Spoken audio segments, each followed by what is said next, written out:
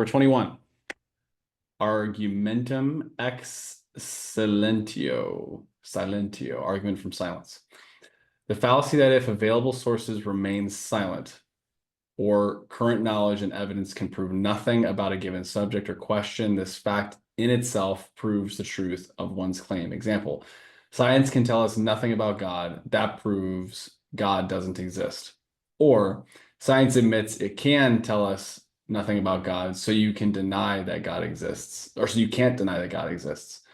Often misused in the American justice system, where, contrary to the Fifth Amendment and the legal presumption of innocence until proven guilty, remaining silent or taking the fifth is often falsely portrayed as proof of guilt. Example, quote, Mr. Hickson can offer no alibi for his whereabouts the evening of January 15th. This proves that he was in fact in room 331 at the Smuggler's Inn, murdering his wife with a hatchet. In today's America, choosing to remain silent in the face of a police officer's questions can make one guilty enough to be arrested or even shot. That's accurate. Seeing also argument from ignorance. Yeah. Yeah, it's interesting. It's so interesting. My mom was visiting me the other day, and For some Christmas? yeah, for Christmas, along with Marissa and her boyfriend. Um, and some of you know that I live in my car, so my car is like my own personal apartment or like my room. And we were gonna go to In and Out, and my mom wanted to stay in the car, which is normally a completely like normal request, but because it's not just a vehicle, like this is like my personal bedroom. I just felt like uncomfortable with like someone staying in my bedroom without me there. And so I'm just like, hey, I would rather you not. And she's like, why? I'm like, because this is just like my personal space. And that was it. And she's like, okay, but like you should be fine with that. I'm like, okay, I'm not. And I chose to I mean, I said what I needed to say. But because there wasn't anything additional to that, she assumed you must be hiding something. Dude, it's not that fucking deep. Um, and we had a big argument over literally nothing. Because I had nothing to say beyond that. Just like I'm just uncomfortable just because I am. And and that was it. Eventually she did weeks later. We got to the bottom of it, and I'm like, yeah, it's not you. It was just I don't want anyone in my room without me being there. That's it. She's like, oh, okay. So, yeah, that's just the most recent example that popped into my head in my personal life. Mm. Yeah, this one was also used against me quite a bit. This one, what, quite a bit. This one was also used against me quite a bit. It's like for me, I'm someone, I think you're similar to it. It's like Um, if anybody watches recordings of me in other spaces and other places, like I'll often take long pauses in between words sometimes even, or like long pauses in between sentences or whatever it is. And it's like it just takes me a bit of time to um, formulate complete thoughts because I want to make sure that if I'm saying something, I've given it thought, I've given it intention, I'm meaning what I'm saying. There's a part of me that really desires to be certain about what I'm saying um, because I want to. I think there's a part of me that just wants to convey certainty. I think a lot of people. I think in general, I think it might be just a pattern of mine that I think a lot of people feel uncertain, and I think they feel comforted when they feel or hear certainty. They feel safe when they hear certainty, and so there's a part of me that just feels I want to be certain about what I say. Um, and I remember often there'd be situations where, again in previous relationship where uh, because I was pausing or because I was silent, because I was thinking, it meant that I was wrong, meant I was weak, meant I was stupid, meant that I was guilty of something. It meant that I was shameful, um, or that I was not winning, or that I was failing. It meant a lot, and I think silence for some people, I think silence can be like your first form of control. It's like I can speak or I cannot speak. I can respond or I cannot respond. And so it's just interesting. I don't know. From the lens of like there being somebody who really wants to assert power and dominance over someone else. I find it very interesting that a lot of these, I don't know, just like yeah, I kind of there's a part of me, I think what I'm wrestling with throughout all these discussions, Bryce, is like I'm our discussions, what it's bringing to the surface for me is a reminder that hey, like humanity can be kind of mean. It has the capacity for being very mean. I believe, to be clear, I believe that humanity wholeheartedly is actually very good and they desire good ultimately for everybody. But and then we in our deepest core of who we are, I believe what we are is love and good. But it's just what reading this consistently, what it does is it brings to the reminder. It's like, hey, remember, humanity can also be shitty. So it's like it's interesting that I do perspective. want to I do want to remind you that the person that did this to you didn't know they were doing this to you. They didn't know the fallacies they were committing. You don't know the fallacies you commit until you read it on this list. Same for me. Yeah. So, you know, yeah, abuse isn't great in any regard, and it's hard to know whether you or someone else is being abusive in the moment. Um, I think that's why it's important to have this discussion so that be like, that's why that wasn't good.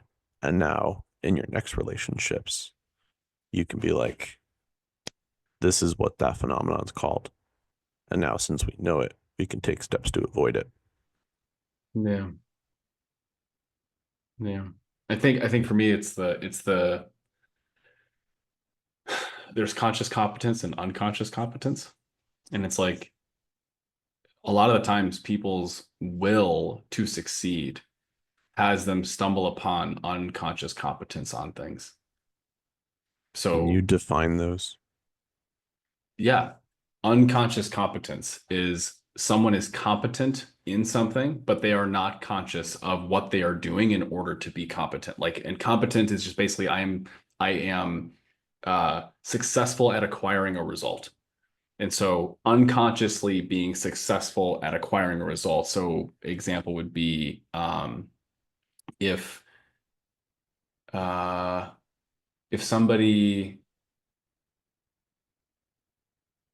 if somebody wanted to be a really good salesperson and they are 100% committed to being a good salesperson and they're highly resourced in the sense of like emotionally they're driven by it, they have a strong why, they have a backstory, they have motive, they've got all this stuff that's driving them to successfully acquire sales.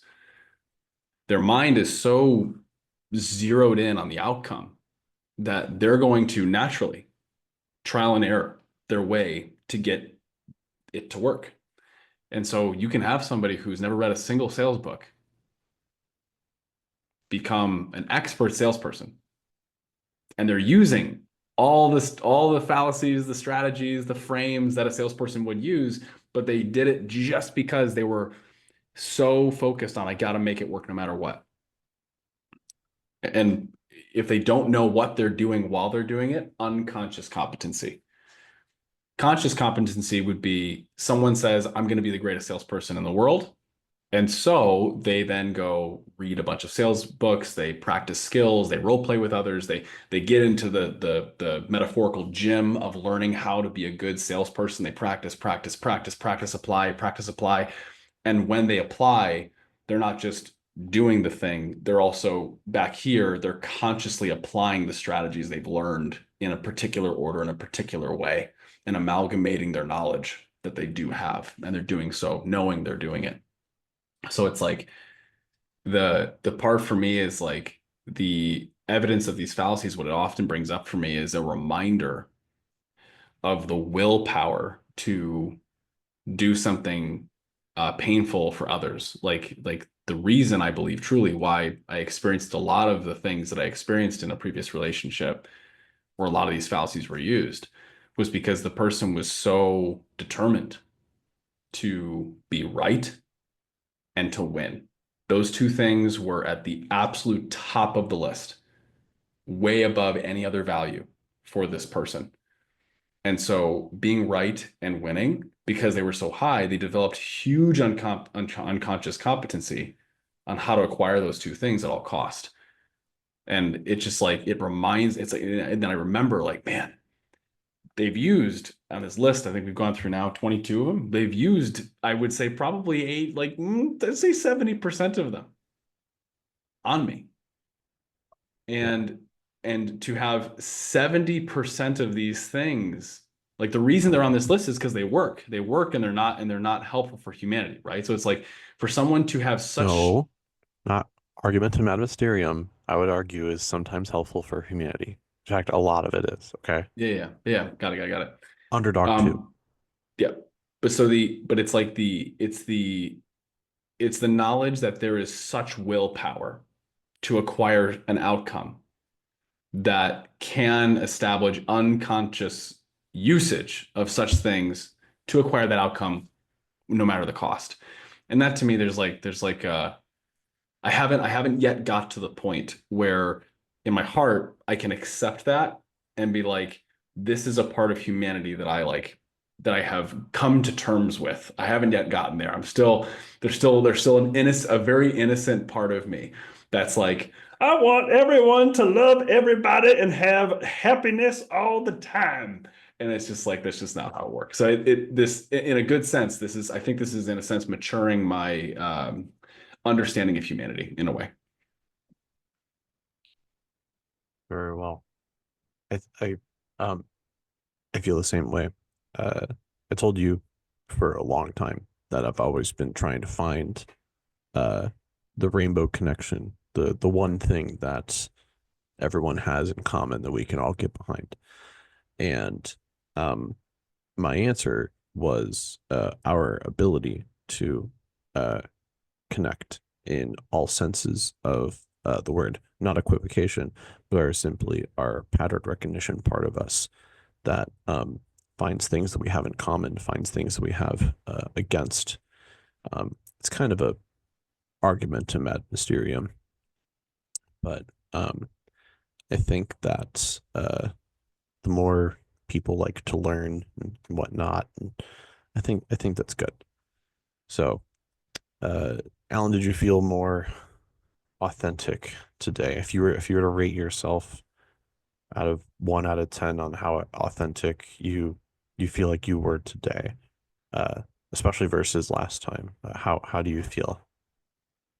Yeah, I feel much more authentic today. I'll say that.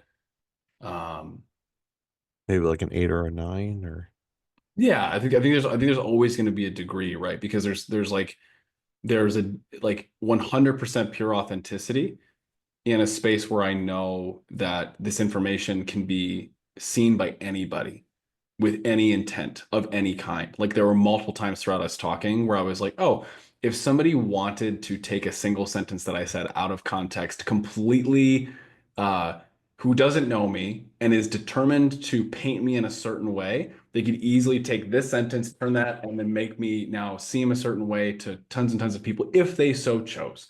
So like there's a part of me that it's like there's a part of me that is uh I still feel, I would say, barriers to being like completely authentic and relaxed in that sense. Because it's like, again, there's a part of me that that I there's a part of me that desires to use this lifetime and this vessel for good so badly that it's afraid of the possibility of someone labeling this vessel as bad, wrong, not okay, dumb, etc. Because then it would reduce my chances to be able to reach as many people as I could. And so, and take that, that's more like, I would say, high road. Low road, it's like I just don't want to be rejected. So it's like there's there's that little piece that's in there that makes it, there's that little piece that's in there that makes it difficult to be wholly and completely authentic 100% of the time, because this is not just a conversation between you and me, it's a conversation between you and me with a viewer. Kind of like when they send photons through those holes. It's like when there's an Oh, observer, it makes a different pattern. When there's not an yeah. observer, it makes a different pattern. Um, Well, when there's not, doesn't have to be an observer. It just has to be a robot that captures the photons. So a robot could do it or your eye can do it. yeah, but Yeah, it's still sure. I something that is understand the observing the analogy. behavior. It's a physics thing. I gotta be acute Yeah, about this one. I know you Uh, do. So it's the same concept in that sense. It's like, there's a slightly different variable here. Because the truth is, it's like, if genuinely, if someone wanted to really get to know who I was, like, if you come to an event where I'm running and you see me talk for 13 hours, and I don't do anything for 13 hours, but you see me talk for 6 hours or 5 hours, or you become a client of mine and it's like, you'll get to know me in that way. You'll know who I really am and what I'm here to do. Um, but it's the knowledge that, um, at different degrees of intimacy, there's different degrees of showing oneself, that's appropriate for maximum impact at each of those spaces. may quickly share my thoughts on Yeah. how I deal with that. Yeah. Uh, yeah, for me, as we know nowadays, especially with cancel culture, all it takes is really one accusation and it could even be not true accusation, even just anecdotal evidence, no Yeah. anything else, just because someone says so can ruin Yeah. you. So, Yeah. even if somebody were to take at least these videos out of context, the important thing is that I published the full context. So you actually have receipts to back you up with this. Yeah. So I think the important message is just don't piss people off because then they would have no reason to do something like that to you. Yeah.